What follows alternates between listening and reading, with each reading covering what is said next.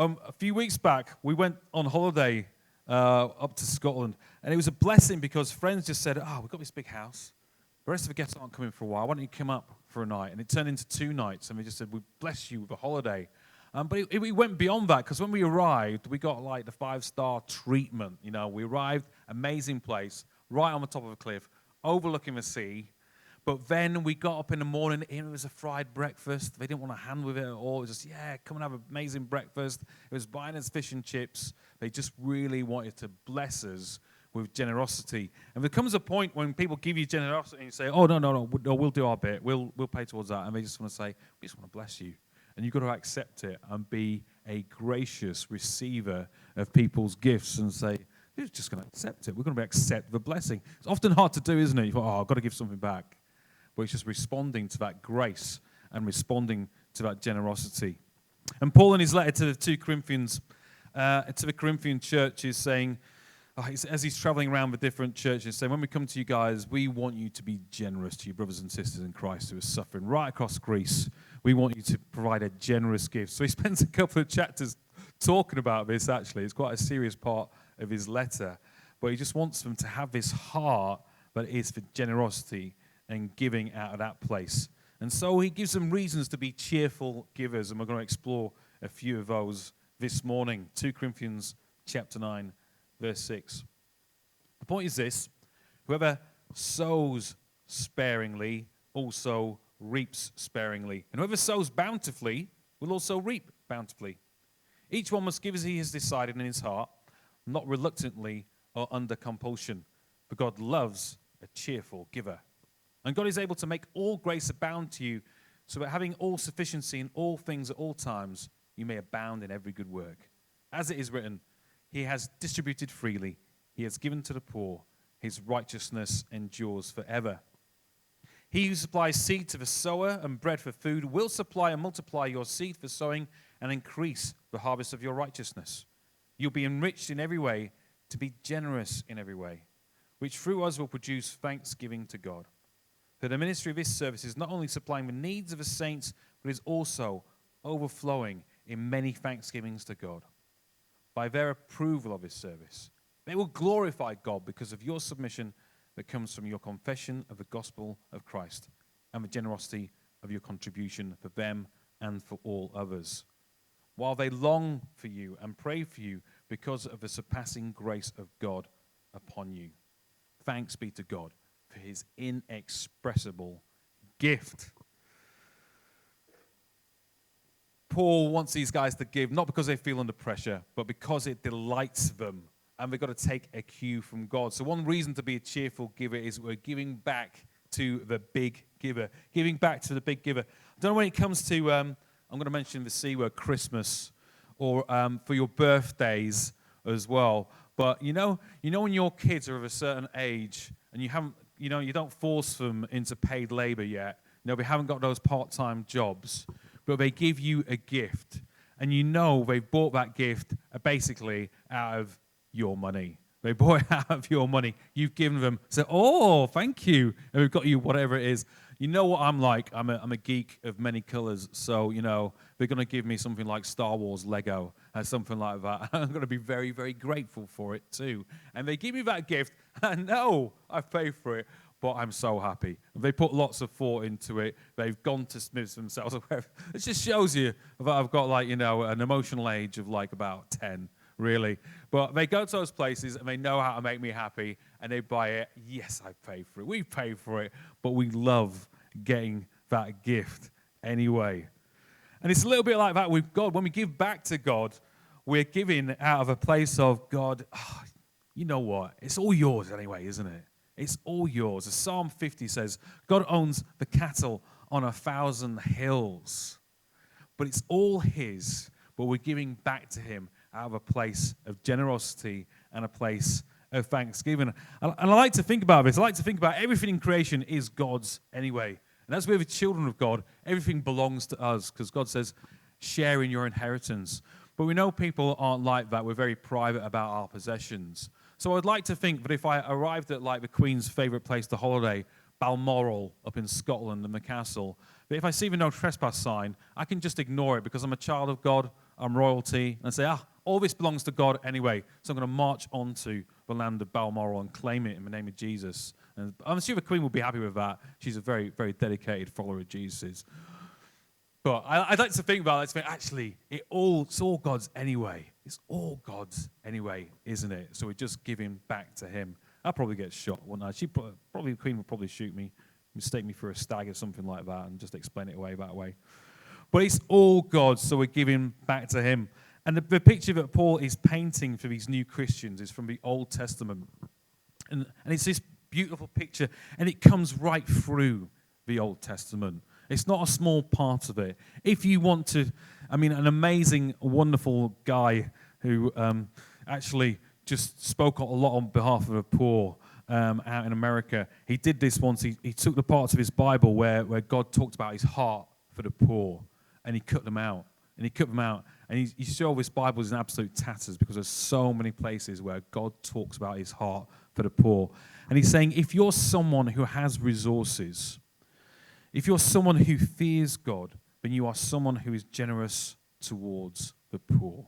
You learn how to give it away. That is God's heart. And you see it time and time again. It's wonderful to be the other week in St. Barnabas and St. Paul's School, talking about the story of Ruth. And you realize it's one of those beautiful stories of generosity, where Ruth is taken under wings of Naomi, then taken under wings of Boaz, who provides for them. And in those days, clearly it wasn't all about money, it was about food.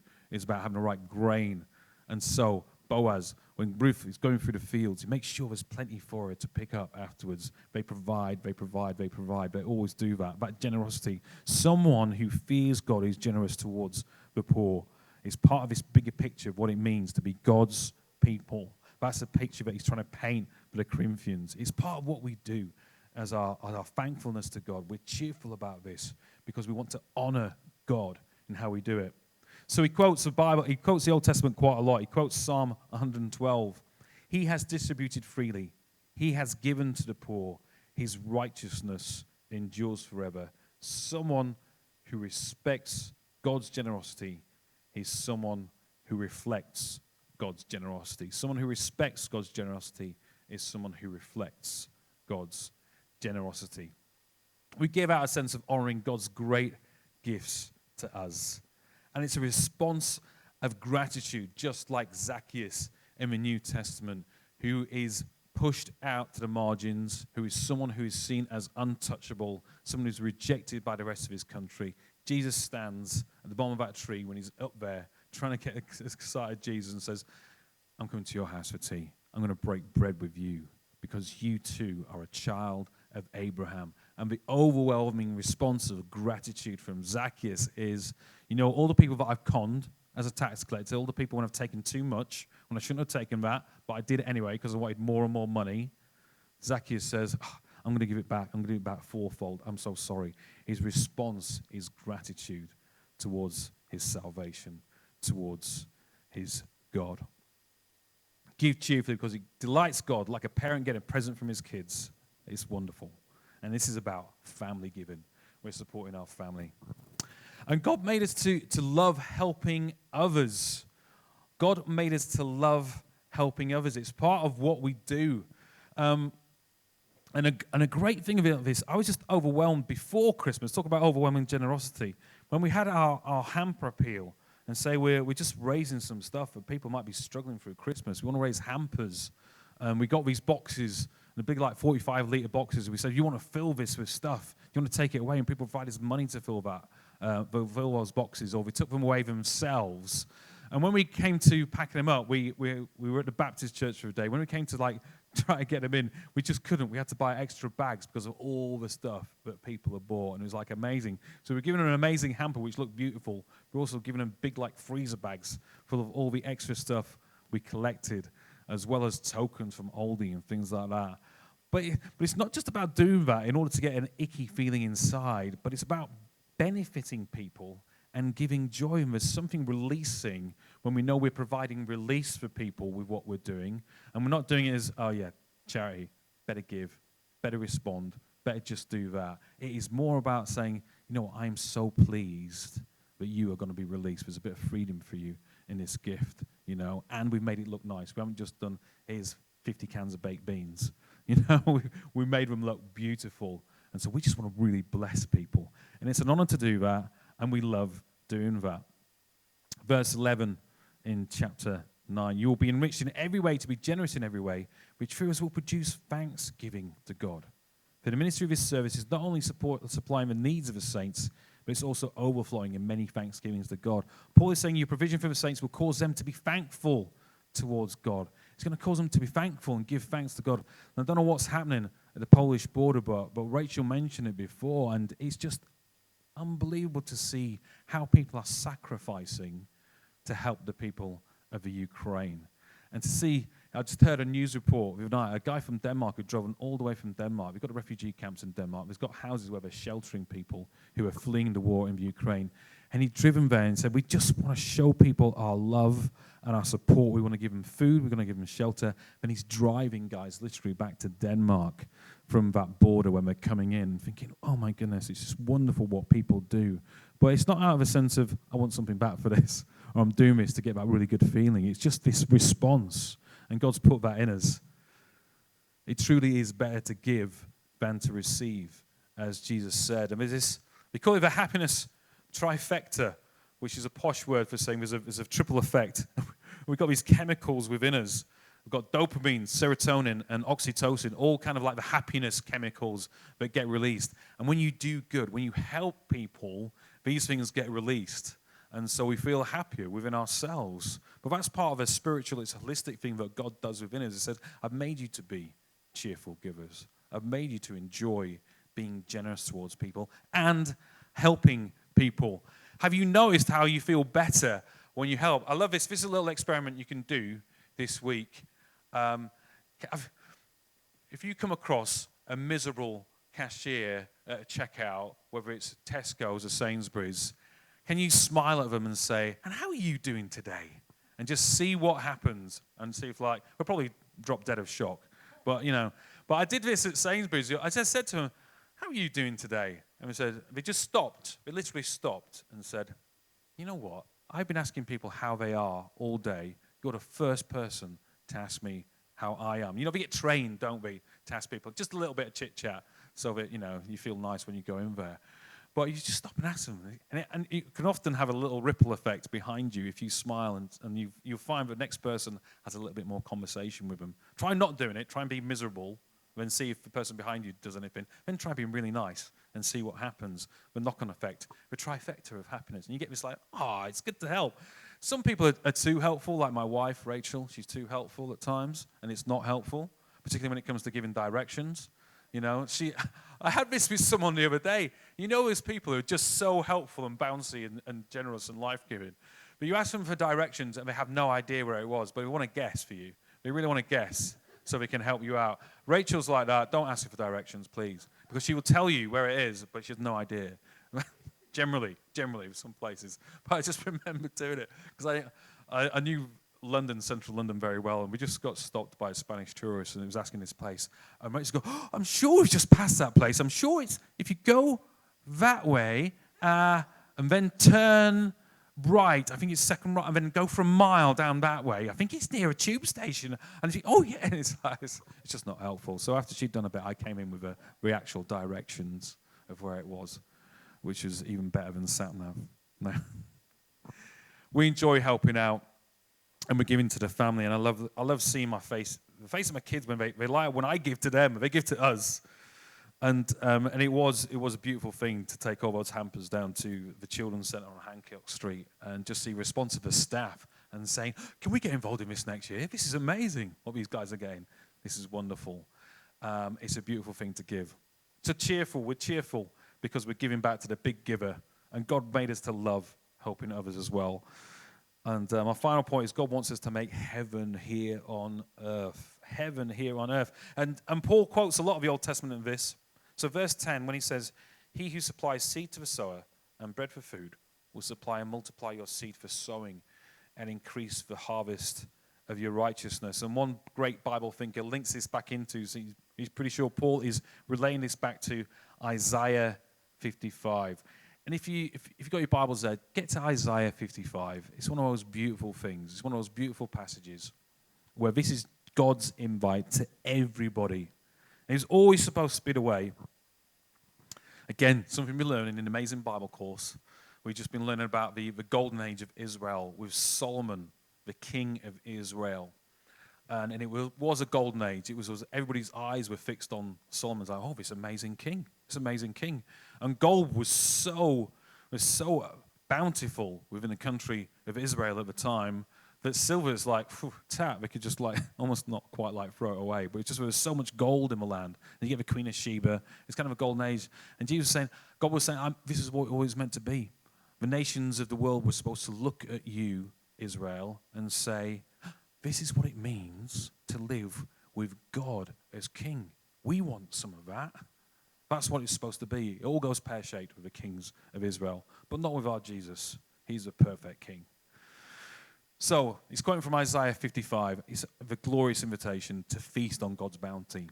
Come, all you who are thirsty, come to the waters. You who have no money, come, buy and eat. Come buy wine and milk.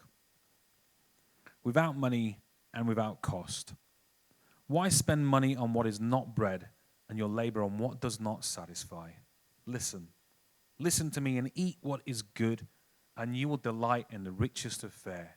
Give ear and come to me. Listen, that you may live. We're caught up in God's big picture of making all things new. Generosity and bounty, more than enough of everything to go around. That's God's picture, and then some. That's what the forever kingdom is. It's this picture of this bountiful feast. It's a wedding feast of the Lamb. It's one of the pictures we have of a future of reality, the future of a universe, the future of a church. The church is like the bride, and Jesus is the groom, and it's like this marrying of heaven and earth, this marrying of Jesus and his church. And it's this wedding feast and this bountiful picture. And this is what we're building towards. Now, if you kind of like the period of history that we're in, it's like those thoughtful weddings. Have you ever been to weddings? You're always waiting for the food, aren't you? Well, maybe that's just me. It's nice, that half-hour service where people get, oh, wonderful, great, they got married, where's the food? And there's really thoughtful. It wasn't like that at my wedding, honestly.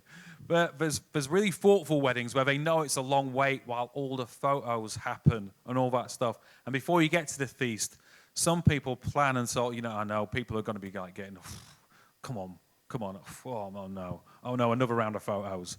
And so they send round the hors d'oeuvres, or whatever they are, the appetizers. They send around the plates of like little like Yorkshire puddings with a bit of beef in and a little bit of horseradish, things like, hopefully, that's my dream, and things like that. We send around that for you to get a little bit, just, okay, it's not the real feast, but it's anticipation.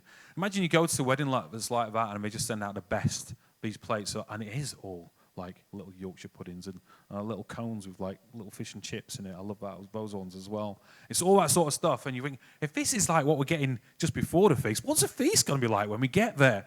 And so our generosity, the big picture of God's bounty and generosity is like this. When we're building God's kingdom here on earth, the way we generously give to transform the world around us for the better, it's like we're taking out that. We're building up the church. We're building up the resources of the church to be able to transform the world around us.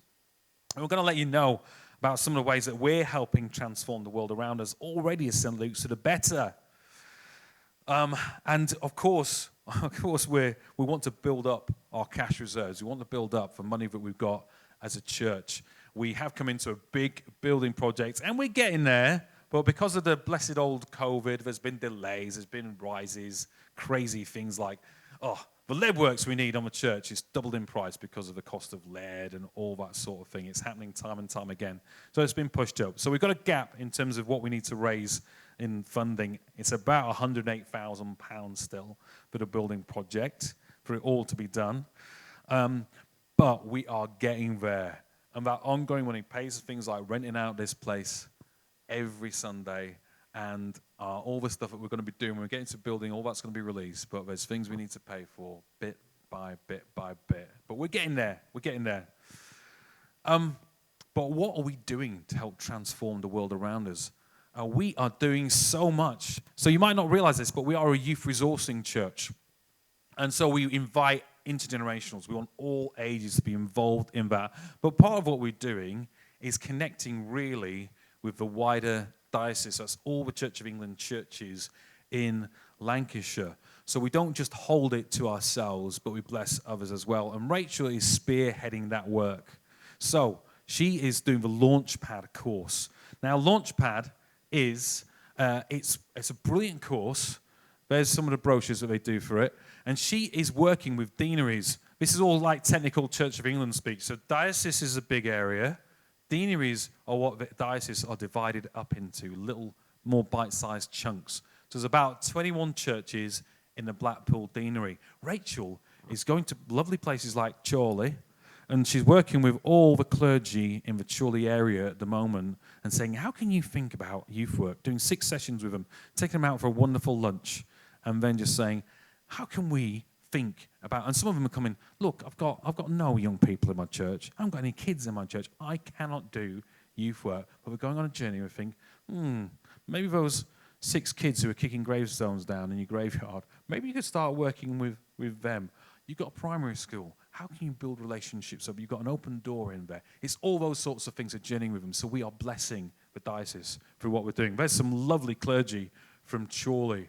And we're very generous. We've given them a really nice meal and getting them to think about this. Just unlocking youth work and youth ministry right across the diocese. And we are in St. Wilfrid's Academy delivering all sorts of stuff. It's great fun. There's a picture of we've got John and we've got Ben there. And we've been in the last week delivering RE lessons, religious education lessons to years 7 and 8. I just started going in every month to do Eucharist, communion, on a Monday. And we go in and regularly do assemblies.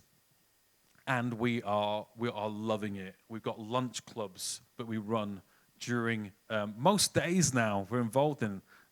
Brilliant. Ben Ethan went in for the first time. What were you doing on Monday this week, guys?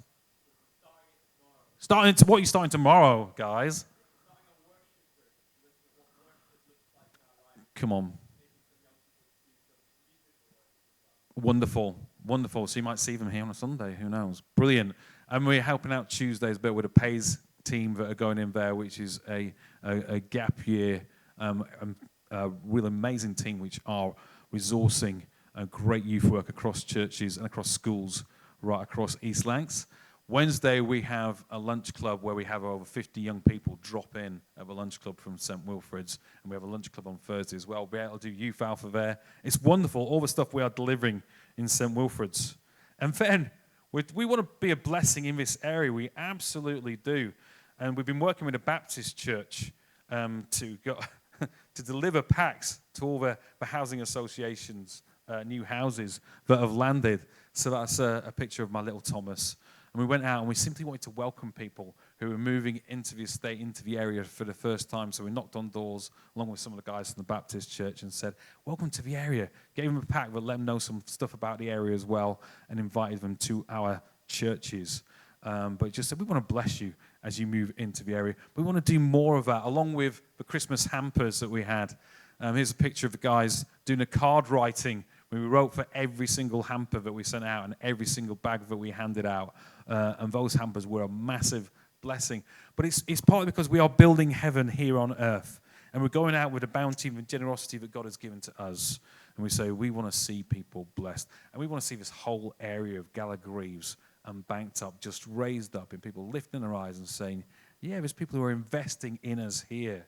As we move on as a church, as we grow our resources, that'll mean youth employment projects. It'll mean helping families out further in this area as well as we grow with them.